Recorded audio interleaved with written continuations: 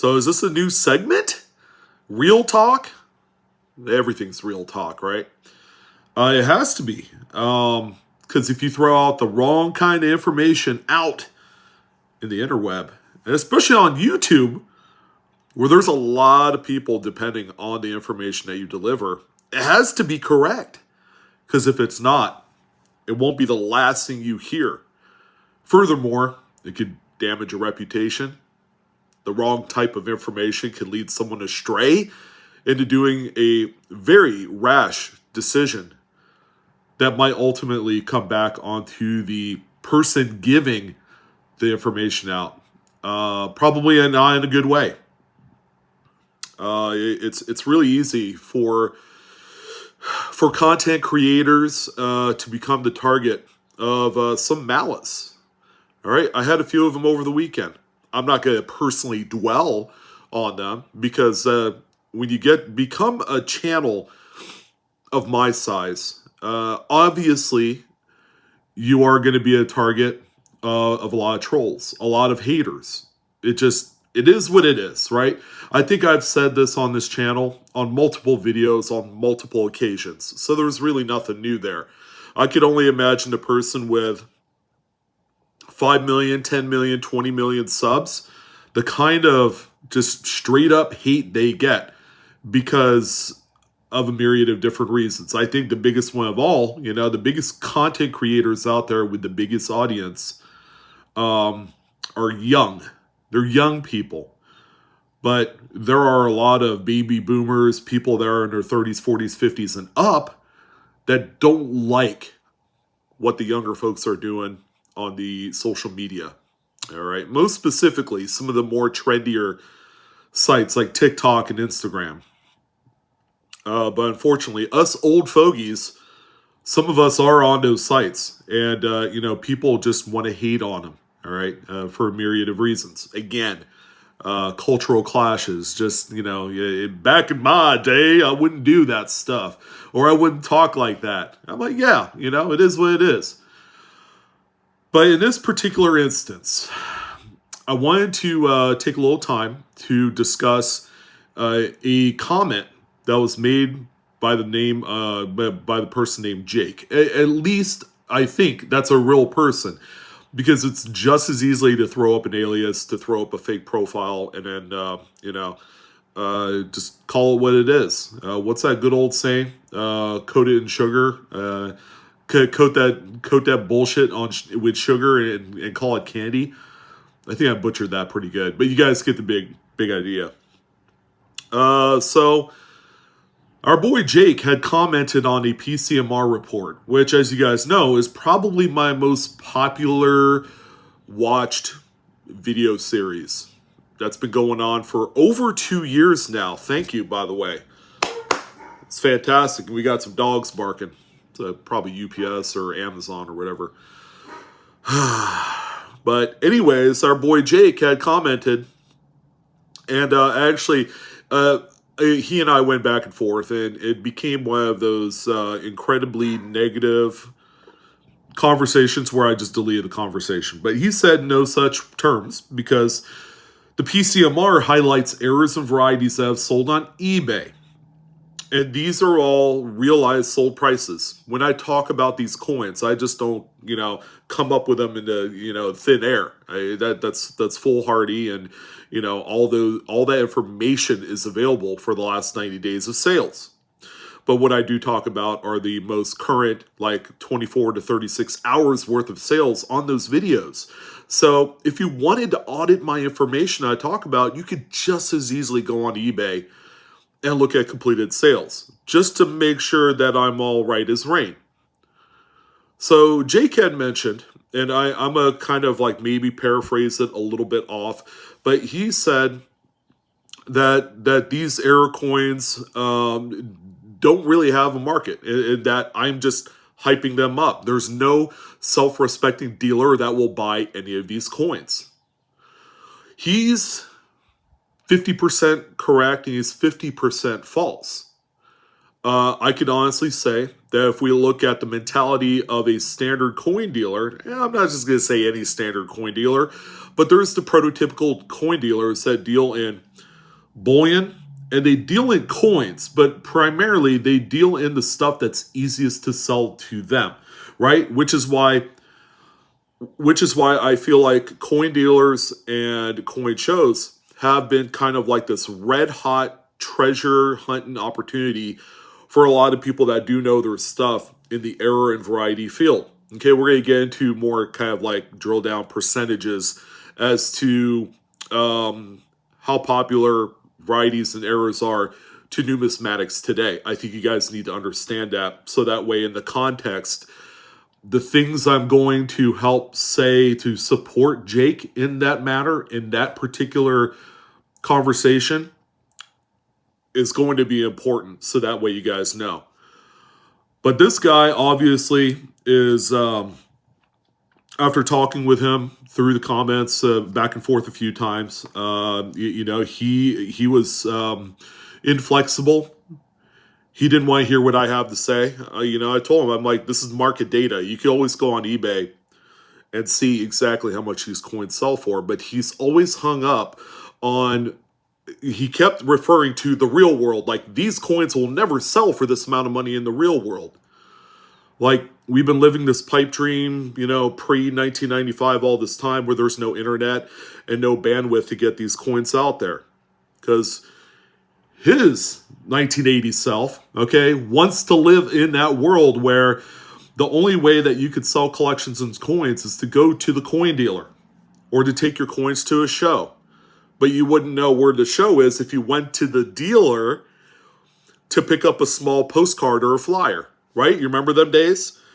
In order to know what kind of shows you had during the time, during the 80s, early 90s, you had to go to a coin show. And then they'll tell you, oh yeah, we have the so-and-so show in Baltimore on so-and-so date. And it'd always be like 4 months out. You'd have to wait this long time. So Jake, obviously very inflexible. He's an old school, old way of thinking kind of guy. And I guess there's nothing wrong with that. There are actually coin dealers that kind of fit that mold as well. They don't have an e-commerce presence. They don't have any websites. They don't believe in eBay, none of that stuff. And that's really short-sighted. All they care about is pushing PMs across the counter. But you gotta realize something probably 50% of you don't realize this. And if you talk to most dealers, they can be a little bit candid about this. They make the least amount of profit, bar none, across all things that they could sell in their brick and mortar. They make the least amount of profit and money off of precious metals, The reason why that they do it is it helps supplement some of those bigger sales of type coins, currency, and other things like that. It makes it a little bit easier if you do have an e-commerce site, right? If you just operate a brick and mortar and you sell some of these type coins, obviously you're just kind of limited to the traffic that comes and walks in your door. But 75% of that traffic is going to be, hey, I got this silver. Okay, how much can I get for this? Or I wanted to buy silver eagles. Can I get a full roll? Can I get a couple of them? Can I get, some generics? Things like that. So that's kind of like more of the traffic these days that come through these coin shops, is it's mostly precious metals traffic. Here in the Bay Area, Northern California, there are a lot of people that buy gold, all right? There's a lot more gold sales that kind of matches up to the silver sales. It's however much you can invest in, because we have a very diversified clientele as far as, where people are from. All right, we have a lot of the Asian culture in Northern California. We have a lot of the, we just have a complete melting pot. And a lot of those folks love to buy PMs, And they come in with cash, bam. But you talk to any of the dealers and they'll say, yeah, we don't make jack shit off of PM sales. The margin is so slim, so tight, that they cannot 100% operate on just selling PMs to make money.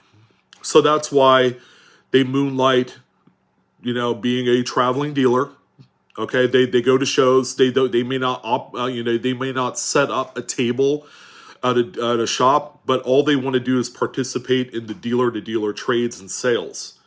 All right, and usually that's on the first day of the show schedule. Let's say if it's like Friday through Sunday, setup is Thursday.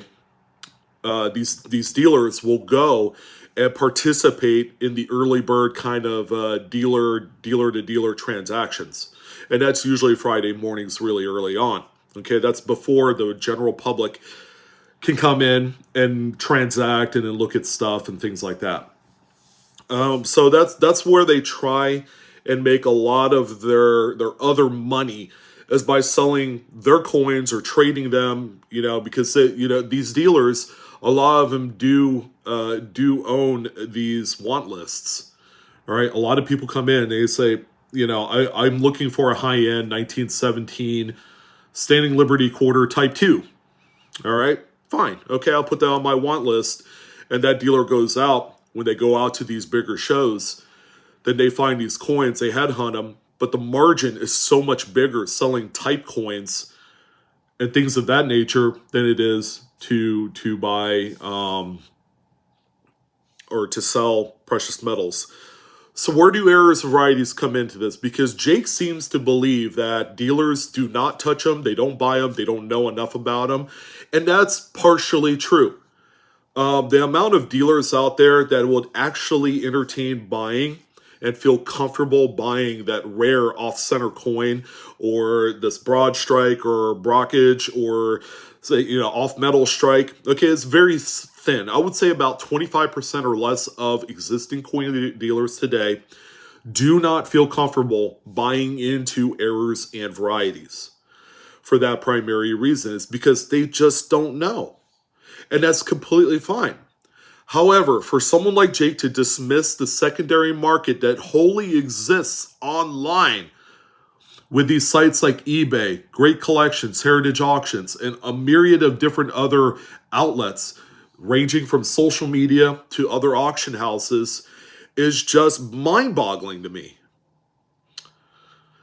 So I definitely had to say this. I had to say something, to help kind of, and I'm going to pop up a little thing here as one of the final things that he did say in the context of it, because here it is. I'm just going to go ahead and throw it up on screen here. BlueRidgeSilverhound, don't buy shit on eBay. See, he doesn't even buy anything on eBay. He's an old dog with old tricks. All I'm saying is the buy price is high, to sell price is nil, and he doesn't know how to friggin' type either. If an item doesn't have gold or silver, see, that's the old world mentality. If it doesn't have gold or silver content, it ain't worth nothing.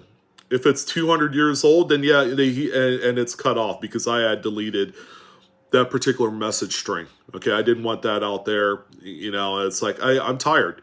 I'm tired of dealing with this. But it's time that I actually brought something up so you guys realize that there is a much bigger, broader audience for varieties and errors today because you have the internet. If you're not utilizing these resources to sell these coins, you will not find a buyer. And dealers oftentimes will not want to touch them. And even if they do, they're going to pay you next to nothing for them. So let me get into the percentages. All right. In terms of numismatic interest within the hobby, there is probably a group of about 10% of all numismatists across the board that actually participates in obtaining varieties and errors, which seems like a very small percentage, but it's thousands of people. It's a lot of people. There's a lot more people today collecting coins and paper money than there ever has been. But the people that matter, that buy those particular coins, are incredibly dedicated, number one. Number two, they have deep pockets. They know what they want, and they're going to pay through the nose to obtain some of these US Mint errors. So to completely dismiss this whole other world online that exists where you could sell your coins to a broader audience, hello, that I don't know what else to say. You could continuously live and grovel into the era of 1985 where you have to go to a coin dealer and get next to nothing for your coins. The only exception is if it's the end all be all and it's like, man, I needed money yesterday. My rent was due last week. I'm 2 months behind on my car payments. Don't wait to sell on eBay, but sell the things that are a little bit more liquid to the coin dealers, PMs, type coins. All right, there are actually some dealers that use and accept going on to the computer to look at market activity so that way they can buy your material. And those are the people you want to target. A lot of the coin dealers today, they're accepting of this online internet world, all right? Because they understand if they can't sell it in store, they could certainly consign it with somebody, or they could sell it on their eBay store or whatnot, or some other site. But the variety and error market has never been more robust. The market has never been more alive than it is today because of the extra added interest generated from a lot of the content that exists online. Okay, not necessarily YouTube, but TikTokers and all sorts of other sites support the need to look for these coins. I actually had a very engaging conversation with an avid roll hunter of half dollars. He said, you know what? Those missing initial 1982s and the doubled dies of the 70s, I don't pay any attention to those. It's too slow for me to make a return off of them. All I want's the silver. And I asked that same person, well, when was your last big silver score? Oh, it's been about 4 months ago, where I came across like $15 face of 40% halves and another $22 face of 90% halves. I'm like, bravo. But in the 4 months' time, all these other coins that exist, that 1971 candy half dollar struck on a quarter planchet, those things sell for between $50 to $100 just by itself. The 1982 missing initials candy half dollar sells in circulated condition for about $5 to $10 a piece, and people are finding about a half a dozen of them per box because they're that common.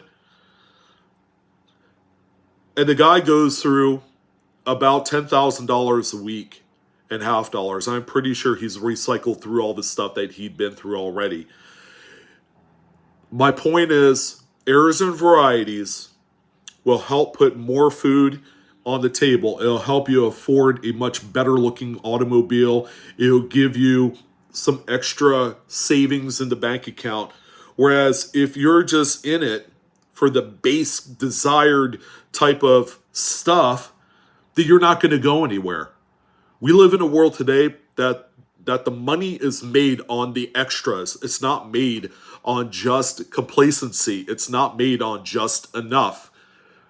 And if you're able to think outside the box for a second, you're talking to a guy right here that does extremely well selling varieties and errors. Like, seriously, I make between $1,000 and $2,000 extra cherry picking these errors and varieties online, grading them, reselling them per month.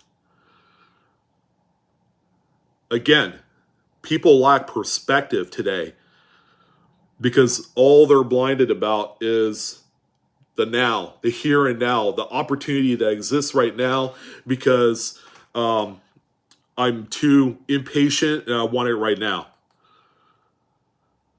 And then you have the old guys that firmly believe that we still live in 1985, where the internet didn't exist, But, Jake, buddy, I'm sorry that you're going through this, this kind of like revelation.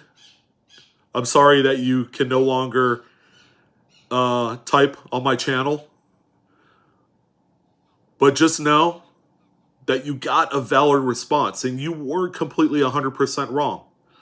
You weren't. But it takes someone like me to get my mug on screen to let you know that you were partially right.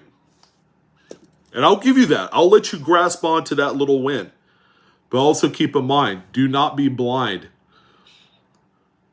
by what e-commerce and the secondary market online can provide for you and anybody else watching. Again, you could sell to that coin dealer right up the street, at any given day, probably gets 3 or 4 people that come in the doors during the week, and then probably 4x that on a Saturday. Or you can go online and get hundreds, if not thousands of people to look at your wares and have a better shot of not only making a sale, but also making more money. Because errors and varieties are a lot more coveted, they are more sought after, and they are a lot more desired today. But it takes the internet to make that happen. And that's why I want to say. That's what I wanted to say in this video, because there is quite a delineation between where an acceptable outlet is to sell specific coins, because there's so many more options available to you. Okay, you're not just stuck with having to sell it private party or selling it to a coin dealer, where there's so much more mitigated risk. Something to think about. But that's it. Hopefully you guys got a little bit of a takeaway from this. The market couldn't be any more stronger, but the market wholly exists online.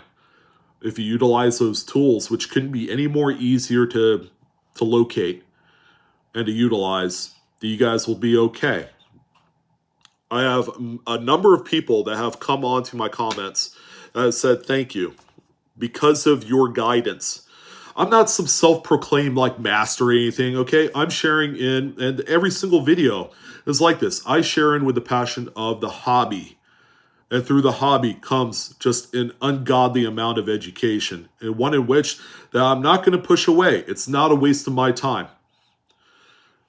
Because when you utilize it, it's a tool that can make you a lot richer up here.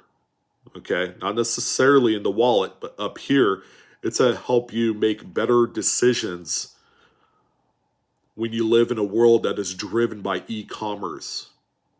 Why not utilize that tool? Use it for your advantage. Thank you guys for tuning in on this one. Hopefully you guys have a wonderful day. And I'll see you on the next coin video. So long, y'all.